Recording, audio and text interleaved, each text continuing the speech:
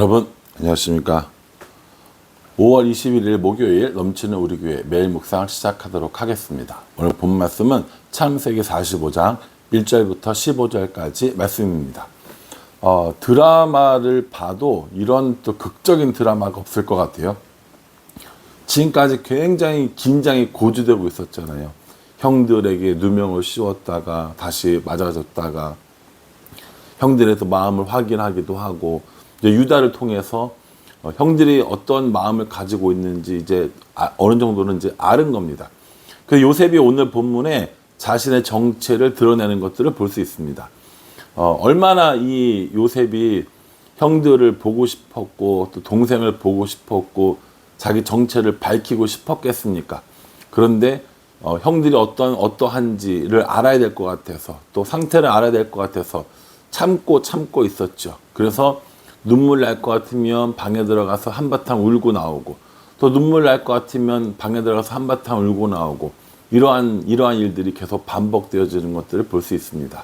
참 요셉의 마음이 참 여리고 여린 이런 마음이지 않았나라는 생각을 해봅니다. 저 같으면 당장 저놈들을 하옥시켜라 이러면서 할 것 같은데, 요셉은 그 형들을 보고 싶은 그 마음에, 또 동생을 보고 싶었던 그 마음에 눈물을 흘리고 또 흘리는 모습을 볼 수 있습니다. 1절에서 보면요, 요셉이 시종하는 자들 앞에서 그 정을 억제하지 못하여 소리질러 모든 사람을 자기에게서 물러가라 하고 그 형제들에게 자기를 알리니 그때에 그와 함께한 다른 사람이 없었더라 라고 얘기합니다. 자기 자신을 알리지만 종들을 다 내보낸 겁니다. 지금 이제 이게 어떻게 또 이게 전개될지 모르기 때문에 다 종들을 내보내고 그 형제들 앞에서 자기 자신을 내보이는 것을 볼 수 있습니다. 형님, 제가 요셉입니다. 이렇게 얘기를 했겠죠. 그러니까 이 이야기를 들은 이 형들이 얼마나 놀랬겠습니까? 3절에 보면요, 요셉이 그 형들에게 이르되 나는 요셉이라 내 아버지께서 아직 살아계시니까 형들이 그 앞에서 놀라서 대답하지 못하더라 이렇게 얘기합니다.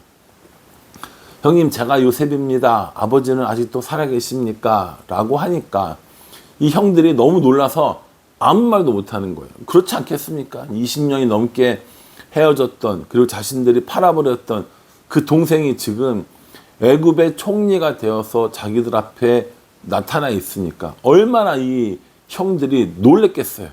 이건 두말하면 잔소리겠죠. 너무너무 놀란 이 형들에게 요셉이 뭐라고 이야기를 하냐면 5절에 당신들이 나를 이곳에 팔았다고 해서 근심하지 마소서, 한탄하지 마소서. 하나님이 생명을 구원하시려고 나를 당신들보다 먼저 보내셨나이다 라고 이렇게 이야기합니다. 형들이 지금 놀란 이유가 뭐겠어요? 동생을 정말 20년 넘게 있다가 만나서 그럴 수도 있겠죠. 그런데 이 형들이 더 놀란 건 자기들이 팔았던 그 동생이 애굽의 총리가 되었기 때문 아니겠습니까? 그냥 팔은 것도 아니고 정말 이 노예로 팔아버린 이 동생이 애굽의 총리로 나타났으니 얼마나 당황스럽겠어요. 야, 이제 우린 다 죽었다. 이제 우린 큰일 났다. 이제 저 요셉이 저 자리에서 우리에게 복수하면 우리는 어떻게 하지? 오만 때만 생각을 다 했을 거 아닙니까? 그냥 그 생각을 요셉도 알았던 거죠. 그래서 뭐라고 했냐면은 한탄하지 말고 근심하지 말라라고 이야기하면서 나를 이곳에 보낸 건 당신들이 아니라, 형님들이 아니라 당신들과 후손들을 지키기 위해서 하나님이 나를 이리로 먼저 보내셨습니다 라고 이렇게 이야기를 하고 있다는 겁니다. 저는 참 대단한 것 같아요. 이게 우리가 이 정말 드라마 같은 이 이야기인데, 만약에 여러분들이 요셉이었으면 여러분들은 어떻게 하셨을 것 같아요? 오늘 이 요셉이 이야기한 것처럼 당신들이 나를 판 것이 아니라 하나님이 나를 이리로 보내셨습니다 라고 이렇게 이야기할 수 있으셨을 것 같으세요?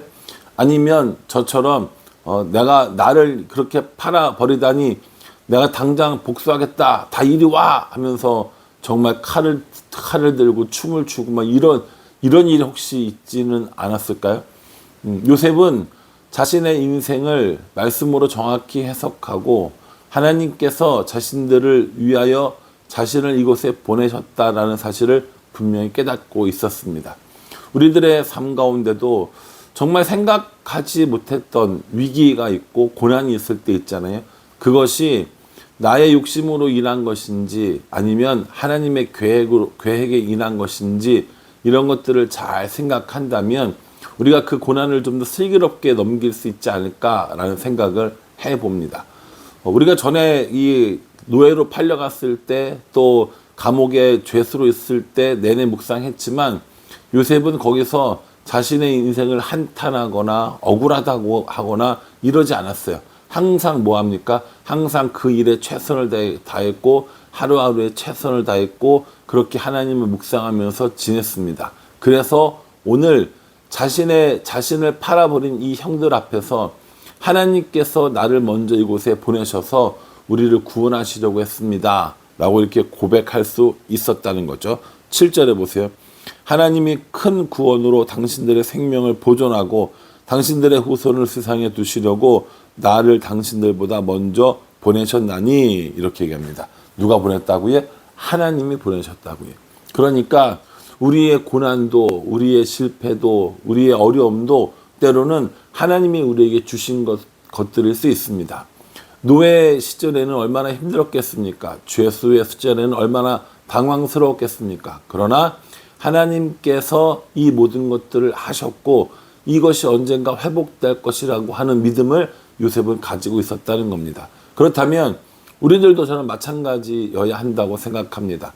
우리들 가운데 여러 가지 고난을 당하잖아요. 앞이 보이지 않는 일들도 분명히 있을 거 아닙니까? 그때도 여전히 하나님께서 우리와 함께 하시고 여전히 하나님께서 내 길을 인도하시고 지도하신다는 것을 믿고 나아가는 것.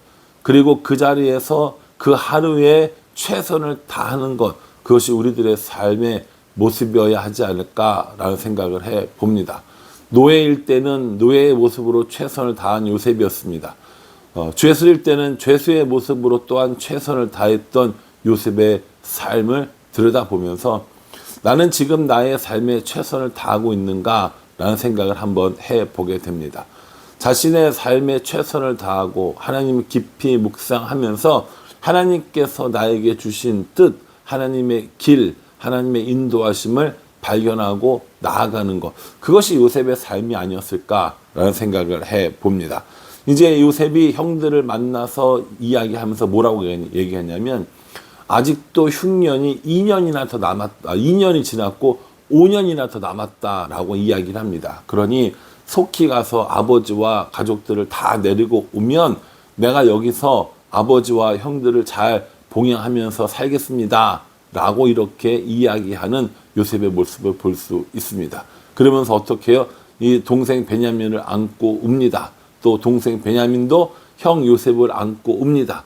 그제서야 나머지 형들도 함께 요셉에게 이야기하고 요셉을 부둥켜 안고 우는 모습을 보여줍니다. 15절에요.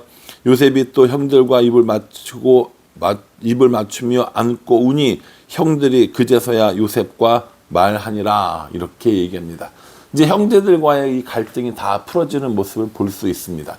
이건 나중 얘기인데요. 나중에 이 야곱이 죽게 됩니다. 야곱이 죽고 장사 진행이 됐을 때 형들이 다시 이 요셉 앞에 무릎 꿇고 엎드려 가지고 살려달라고 애원하는 모습을 볼 수 있어요.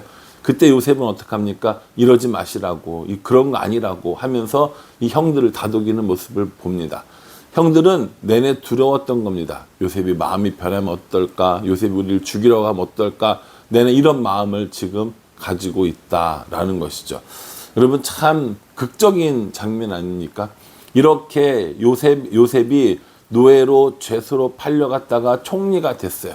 일평생 마음속에 묻어두었던 이 형제들과의 갈등이 이제 극적으로 풀어집니다. 이 모든 것들이 요셉의 노력이었습니까? 아니라는 거죠. 요셉이 내내 뭐라고 얘기했냐면 이 모든 것이 하나님이 하신 것이다 라고 이렇게 내내 강조하고 있어요. 그렇다면 요셉뿐만 아니라 저는 우리들의 삶도 똑같다고 생각합니다.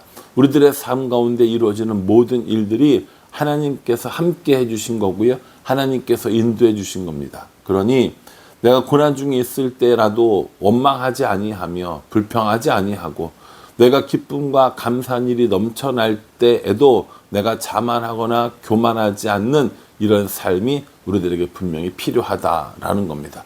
오늘 요셉의 모습을 보면서 저는 정말 나는 나의 삶에 최선을 다하고 있는가라는 걸 한번 생각을 해봤고, 또 내게 일어나는 여러 가지 어려움들이 있을 때 내가 그것을 하나님의 뜻과 하나님의 계획으로 생각하고 믿음으로 받아들이고 있는가라는 생각을 한번 해보았습니다.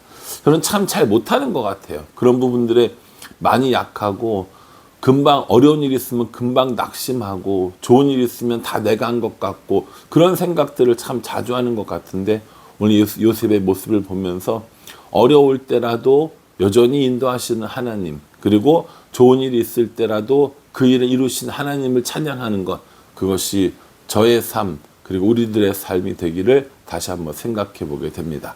여러분들 어떻게 묵상하셨어요? 여러분들도 하나님께서 요셉을 회복시켜 주신 것처럼 우리들 모두를 회복시키는 삶을 살게 해달라고 함께 기도하는 우리 모두가 되기를 주님의 이름으로 축복합니다. 기도하겠습니다.